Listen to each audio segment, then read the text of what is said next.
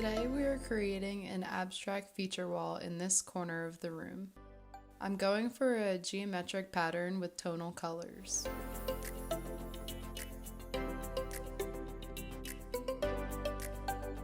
Once you have your area cleared, make sure to lay down your drop cloth.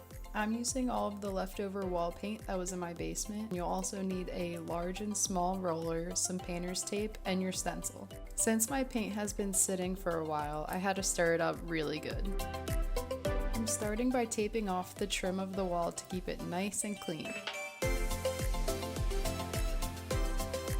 I also went ahead and taped off the boundaries in which that I'm going to be painting in. Now it's time to map out the design. I just did the first couple shapes because you can always add more later. Also, don't think too hard about this because it's just tape. You can take it off. I'm filling in the first shape with this light blue color.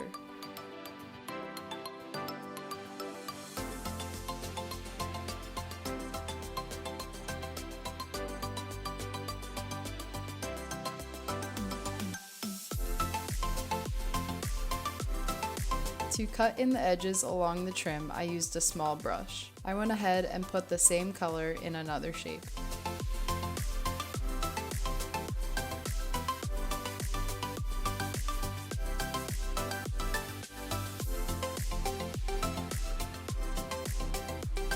I like to take each shape one at a time, replacing the tape to the edges.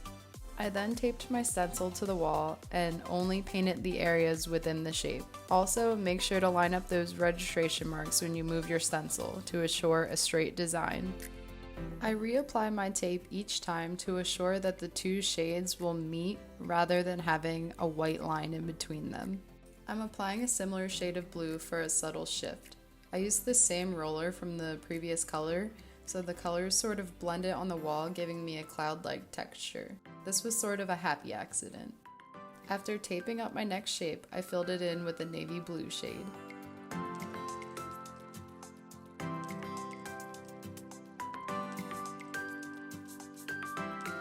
I also stenciled the pattern using the navy blue shade on the light blue shape.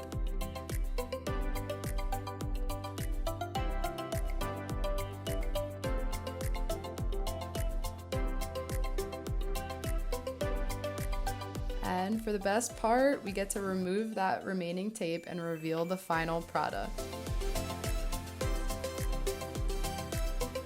I'm so happy with how this wall turned out, and I love how customizable it can be to each artist.